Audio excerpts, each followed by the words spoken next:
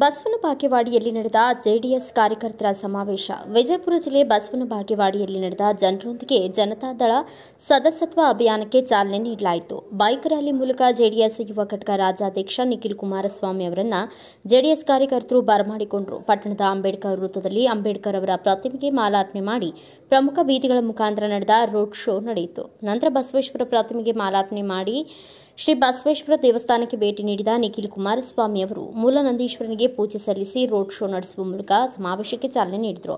ಪಟ್ಟಣದ ಬಸವ ಭವನದಲ್ಲಿ ನಡೆದ ಸಮಾವೇಶವನ್ನು ಸಸಿಗೆ ನೀರುಣಿಸುವ ಮೂಲಕ ಕಾರ್ಯಕ್ರಮಕ್ಕೆ ಚಾಲನೆ ನೀಡಲಾಯಿತು.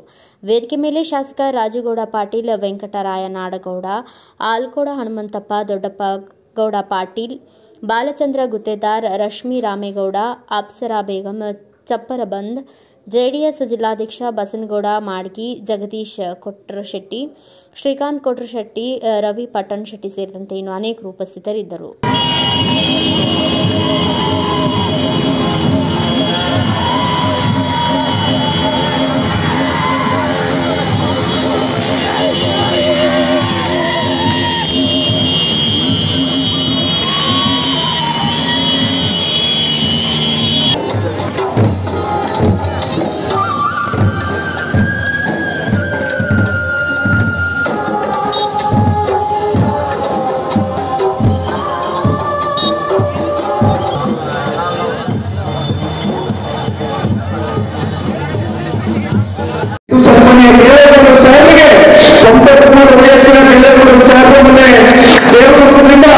ನಾವು ಅವರು ಹೆಲಿಕಾಪ್ಟರ್ ಬರಬೇಕಾದ್ರೆ ಭಾವನಾತ್ಮಕವಾದ ಒಂದು ಮಾತನ್ನ ನನಗೆ ಕೇಳಿದ್ರು. ಒಂದು ಪ್ರಶ್ನೆ ಕೇಳಿ, ಆ ಪ್ರಶ್ನೆ ಏನಪ್ಪಾ ಅಂದ್ರೆ ದೇವೇಗೌಡರು ಸರ್ ಹೇಳಿದ್ರು, ನೋಡಪ್ಪ ನನಗೆ 93 ವಯಸ್ಸಾಗಿದೆ, ಈ ಪಕ್ಷವನ್ನ ಕಟ್ಟುಗೊಳಿಸತಕ್ಕಂಥವ್ರು ಸಹಸ್ರಾರು ಸಂಖ್ಯೆಯಲ್ಲಿ ಯಾವುದೇ ನಿರೀಕ್ಷೆಗಳಿಂದಿಲ್ಲ, ಪರಪಕ್ಷಗಳಿಂದಿಲ್ಲ ಈ ಪಕ್ಷವನ್ನು ಕಟ್ಟುಗೊಳಿಸಿರ್ತಕ್ಕಂಥ ಲಕ್ಷಾಂತರ ಜನ ಪಕ್ಷದ ಕಾರ್ಯಕರ್ತರುಗಳಿದ್ದಾರೆ.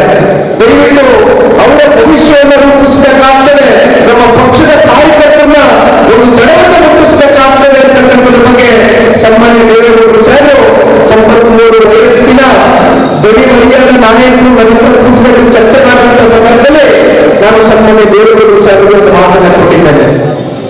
ಇಲ್ಲಿ ನಿಖಿಲ್ ಕುಮಾರಸ್ವಾಮಿ ರಾಜಕಾರಣ ನನ್ನ ರಾಜಕೀಯ ಬದುಕಿನ ಪ್ರಶ್ನೆ ಅಲ್ಲ, ಇನ್ನು ಲಕ್ಷಾಂತರ ಜನರ ಪಕ್ಷದ ತಾಲೂಕಿನ ನಮ್ಮ ಪಕ್ಷದ ಕಾರ್ಯಕರ್ತರ ಮುಂದಿನ ಭವಿಷ್ಯದ ಪ್ರಶ್ನೆ. ಯಾಕೆ ಹೇಳಿದ್ರೆ ಅಪ್ಪುಗೌಡರ ವ್ಯಕ್ತಿತ್ವ ನಾನು ತೋರಿಸಿದಂಗೆ ಬಹಳ ಸೌಜನ್ಯದಿಂದ ನಡೆದಿರ್ತಕ್ಕಂಥ ಸ್ವಭಾವದ ಒಂದು ಗುರುವಿರ್ತಕ್ಕಂಥ ಒಬ್ಬ ಮನುಷ್ಯ. ಹೆಚ್ಚಿಗೆ ಮಾತನಾಡ್ತಕ್ಕಂಥದ್ದು ಮಾಡೋದಿಲ್ಲ. ಕಾರ್ಯಕರ್ತರ ಕೈಲಾಸ ಅಂತಕ್ಕಂಥದ್ರಲ್ಲಿ ಒಂದು ನಂಬಿಕೆಯನ್ನು ಇಟ್ಕೊಂಡು ಕ್ಷೇತ್ರದ ಜನತೆ ಮುಂದೊಂದು ದಿನ ಯಾವತ್ತಾದ್ರೂ ನನಗೆ ಕ್ಷೇತ್ರದ ಸರ್ವೋತ್ತಮ ಅಭಿವೃದ್ಧಿಯ ದೃಷ್ಟಿಯಿಂದ ನನಗೆ ಒಂದು ಅವಕಾಶವನ್ನು ಮಾಡಿಕೊಡ್ತಾರೆ ಅಂತಕ್ಕಂಥ ನಂಬಿಕೆಯನ್ನ ಇಟ್ಕೊಂಡು ನಿಮ್ಮ ಜೊತೆಯಲ್ಲಿ ನಿರಂತರವಾಗಿ ಪಕ್ಷದ ಕಾರ್ಯಕರ್ತರುಗಳ ಕೈಯನ್ನು ಕೊಡಬಾರ್ದು, ಜೊತೆಯಲ್ಲಿ ಅವ್ರನ್ನ ನಂಬಿ ಮತ ಹಾಕಿರ್ತಕ್ಕಂಥ ತಾಲೂಕಿನ ಜನತೆಗೆ ಗೌರವವನ್ನು ಕೊಡಬೇಕು ಅಂತಕ್ಕಂಥ ನಿಟ್ಟಿನಲ್ಲಿ ಪ್ರಾಮಾಣಿಕವಾಗಿ ನಿಮ್ಮ ಜೊತೆಯಲ್ಲಿ ಮನಸ್ಸಿನಲ್ಲಿ ಎಷ್ಟೇ ಹೋಗ್ತಾ ಇದೆ, ಎಷ್ಟೇ ನೋಡಿದ್ರು ಅವ್ರ ಮುಂದೆ ಏನೇ ಸಮಸ್ಯೆಗಳೆಲ್ಲರೂ ಕೂಡ ಅಪ್ಪುಗೌಡರ ಮುಖದಲ್ಲಿ ಆ ಒಂದು ಮಂದಹಾಸವನ್ನು ನಾವೇ ಕಾಣ್ತಾ ಇದ್ದೇವೆ. ದಯಮಾಡಿ ಅಪ್ಪುಗೌಡರು ಅವ್ರು ಮಾತನಾಡಬೇಕಾದ್ರೆ ಪ್ರತಿಯೊಂದು ವಿಚಾರದಲ್ಲೂ ಕೂಡ ಬಹಳ ಆಳವಾಗಿ ಮಾತನಾಡಿದ್ರು. ಕಣ್ಣೀರು ವರ್ಷಾಕ್ಬೇಕಾಗಿದೆ, ನಿಮ್ಮ ಆಗುವಗಳಲ್ಲಿ ಭಾಗಿಯಾಗಬೇಕಾಗಿದೆ ನನಗೆ ಹೊರತು ನನಗೆ ಬೇಕಾಗಿಲ್ಲ.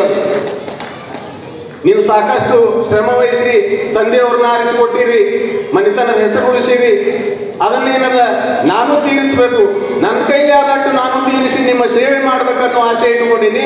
ಸೇವೆ ಮಾಡ್ಬೇಕಾದ್ರೆ ಇವತ್ತಿನ ದಿನಮಾನದಲ್ಲಿ ಅಧಿಕಾರ ಬೇಕೇ ಹೊರತು ಹಾಗೆ ಸೇವೆ ಮಾಡಿದ್ರೆ ನಡೆಯುವುದಿಲ್ಲ. ಆದ್ರೂ ನನ್ನ ಶ್ರಮದಿಂದ ನಾ ಏನ್ ಪ್ರಯತ್ನ ಮಾಡ್ಬೇಕು ಅದನ್ನ ಮೀರಿ ನಿಮ್ಮೆಲ್ಲರ ಸೇವೆ ಮಾಡಾಕತ್ತೀನಿ, ನಿಮ್ಮೆಲ್ಲರ ಕೈ ಹಿಡಿದೀನಿ. ಅದಕ್ಕೆ ಏನದ ನೀವು ನನ್ನ ಸತತವಾಗಿ ಬೆನ್ನೆಲುಬಾಗಿ ನಿಂತಿದ್ದು ಮಾಡಿರಿ, ನಾನು ಇದನ್ನು ಖುಷಿ ಪಡ್ತೀನಿ. ಯಾಕಂದ್ರೆ ನಾನು ಈಗಾಗಲೇ ಹೇಳಿದಂತೆ ನಾವು ಮೊನ್ನೆ ಒಂದು ಎಲೆಕ್ಷನ್ದಾಗ 28 ದಿನಗಳ ಕಾಲ ರಾತ್ರಿ ಮನೆಗೆ ಹೋಗಿಲ್ಲ ನಿಖಿಲನವರು. ಇವತ್ತು ನಮ್ಮ ಪಕ್ಷ ರಾಜ್ಯದಲ್ಲಿ ಅಧಿಕಾರ ತರಬೇಕು, ರೈತರು ಸಣ್ಣ ಮಾಡುವುದು ಮೊಟ್ಟ ಮೊದಲ ಮುಖ್ಯಮಂತ್ರಿ ಯಾರಪ್ಪ ಅಂತಂದ್ರೆ ಕುಮಾರಣ್ಣವರು ಬಂಧುಗಳು. ಯಾವ ಯಾವ ಮುಖ್ಯಮಂತ್ರಿಗಳು ರೈತರ ಬಗ್ಗೆ ಕಾಳಜಿ ಇಲ್ಲ. ಎಷ್ಟು ನಾವು ಎಲ್ಲ ಮುಖ್ಯಮಂತ್ರಿಗಳು ತಾವು ನೋಡಿರಿ, ನಾವು ನೋಡಿರಿ, 2 ಸಲ ರೈತರ ಸಾಲ ಮನ್ನಾ ಮಾಡಿದಂತ ಸರ್ಕಾರ ಯಾವುದಿತ್ತಪ್ಪ ಅಂದ್ರೆ ಜಾತ್ಯತೀತ ಜನತಾದಳ ಅಂತ ನಾವು ಹೆಮ್ಮೆಯಿಂದ ಹೇಳಬೇಕು. ಆ ನಿಟ್ಟಿನಲ್ಲಿ ಮಾಡಿದೆ ನಾನು ತಿಳ್ಕೊಂಡು ಮನ್ಯಾಗ ಹೋಗಿ ಹೇಳುವಂತ ಒಂದು ಕೆಲಸಗಳನ್ನ ಮಾಡಿದ್ದೇವೆ. ಮತ್ತು ಮೇಲಾಗಿ ಹೇಳ್ಬೇಕಂತಂದ್ರೆ ಈಗ ಸ್ಕೀಮ್ ಹೇಳ್ತಾರೆ ಇವರು, ರೈತರು ಬಾಂಧವರು ಮಕ್ಕಳಿಗೆ ಒಂದು ಸ್ಪೆಷಲ್ ಸ್ಕೀಮ್ ಪ್ಯಾಕೇಜ್ ಘೋಷಣೆ ಮಾಡಲಿ ಸರ್ಕಾರದವರು. ಒಂದು ಎಜುಕೇಶನ್ ಸಲುವಾಗಿ ಸಾಲಿ ಕಲಿಯಕ್ಕೆ ನಿಮ್ಮ ಮಕ್ಕಳಿಗೆ ಒಂದು ಸ್ಪೆಷಲ್ ಘೋಷಣೆ ಮಾಡಬೇಕು, ಅಥವಾ ಹೆಣ್ಮಕ್ಳಿಗೆ ಒಂದು ಸ್ಪೆಷಲ್ ಸ್ಕಾಲರ್ಶಿಪ್ ಘೋಷಣೆ ಮಾಡಬೇಕು. ಅಂಥದ್ದು ಕೆಲಸ ಇನ್ನು ಸರ್ಕಾರ ಮಾಡಂಗಿಲ್ಲ. ಈ ಕಾಂಗ್ರೆಸ್ ಸರ್ಕಾರದ ನೀತಿ ಏನದ ಮೊದಲಿಂದ ಹಿಡ್ಕೊಂಡು ನಾವು ನೋಡ್ತೀವಿ, ಬಡವರು ರೇಷನ್ ಅಕ್ಕಿನೇ ತಿನ್ಬೇಕು, ಬಡವರು ಬಡವರಾಗೆ ಉಳಿಬೇಕು, ಶ್ರೀಮಂತರಾಗೆ ಉಳಿಬೇಕು ಅನ್ನೋದೇನು ಭಾವನೆಗಳು ಇಟ್ಕೊಂಡ್ಗೆ 2,000 ಇದು ರೇಷನ್ ಅಕ್ಕಿ ದುಡ್ಡು ಕೊಡ್ತಾ ಇದಾರಲ್ಲ, ಇವೆಲ್ಲ ಹಾಳ ಸ್ಕೀಮ್ಗಳದಾವು. ಅದನ್ನ ನೆಮ್ಮಲಾರ್ದೆ ನೀವು ಮುಂದೆ ಬರುವಂತ, ಯಾಕಂತಂದ್ರೆ ಎಲೆಕ್ಷನ್ಸ್ ಮುಂದೆ ಭಾಳ ಉಳಿದಿಲ್ಲ, ಒಂದು 2-2.5 ವರ್ಷ. ಅದು ಗೊತ್ತಿಲ್ಲ ಯಾವಾಗ ಸರ್ಕಾರ ಬೀಳುತ್ತೆ, ಯಾವಾಗ ನಾವು ಅಧಿಕಾರದಲ್ಲಿ ಬರ್ಬೋದು, ಅದು ಗೊತ್ತಿಲ್ಲ. Thanks for watching. Read, discuss and debate with editor Dr. Yan Prashant Rao. Wanted reporters in print, digital and visual media for Bharat Vaibhav Daily Newspaper, BV News 5 Channel and BV Fast Web News from all the talukas of Karnataka, Goa and Maharashtra. If interested, send your resume to 9019229369.